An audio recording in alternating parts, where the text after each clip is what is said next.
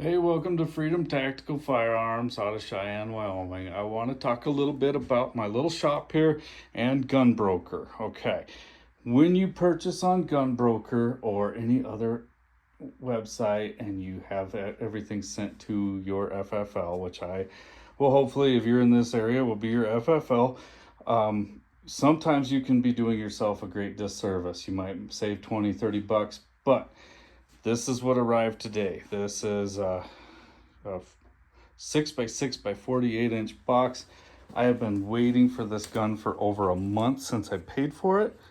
It very hard to find gun, and I did overpay for it, but this was something that a customer wanted. So I'm going to open this up and show you what's inside and then tell you the rest of the story about this shotgun. Now, also you can get your guns from like guns.com, a lot of other great websites out there with a really low price.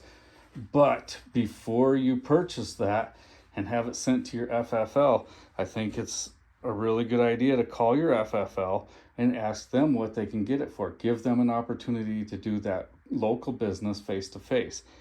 They might not be able to compete with the price, but at least you're giving them that opportunity, and you eliminate the possibility that they already have one on the shelf that they would sell to you for a even lesser price. I'm going to pause this, open up this box, and pull the shotgun out. All right, like I was saying, you might be able to get something for a lesser price, like Gunbroker and everything else. You have your shipping costs, a lot of extra additional costs that add up, and then you have your transfer fees and everything. By the time you pay all those, sometimes you are better off just to buy it directly or have it ordered in.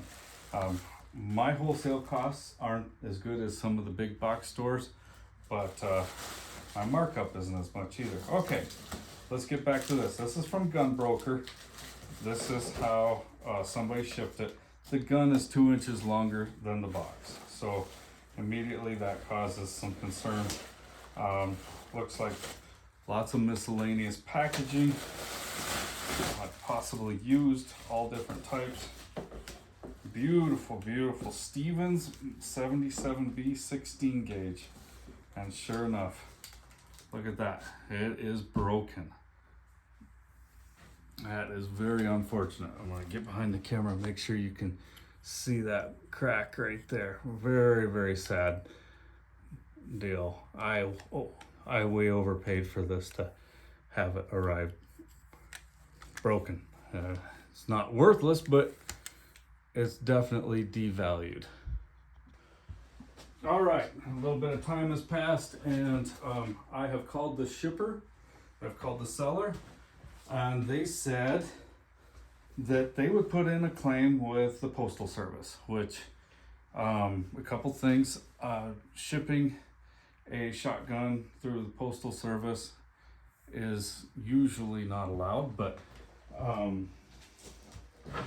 if you pay ground, it is. It's usually the most expensive way to ship and least desirable way to ship, and you have to do a lot of extra paperwork to disclose that there was a firearm in there, and this does not have a firearm listed on the box anywhere. Anyway, this was just done through Click and Ship, which I highly doubt there's a way to disclose that it's a firearm on there. So they're going to supposedly put in a claim and say that they lost their shotgun in that, which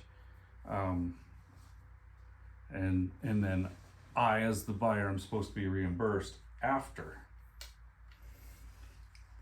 they get reimbursed for that. So I'm pretty disappointed. I think that they should reimburse me. They're the ones that put it in a very light packaging and shipped it that way. They should reimburse me and then seek their own reimbursement through USPS. I think USPS is going to object to paying that claim. It wasn't properly packaged, and it wasn't properly disclosed. So I don't know how they're going to make a claim on a package with a shotgun in it without the United States Postal Service saying that it's a felony to ship firearms without disclosing. So I think it's going to be a battle. I think I'm going to lose on this. If it was one of my customers and I shipped this to them, I would definitely cover all the expenses and make sure they're reimbursed as quickly as possible. So, long story short, gun broker is not always the best. You're dealing with a lot of different individuals with a lot of different customer service ethics. So they're good for what they're good for, but it's good to be aware that you don't always get what you expect.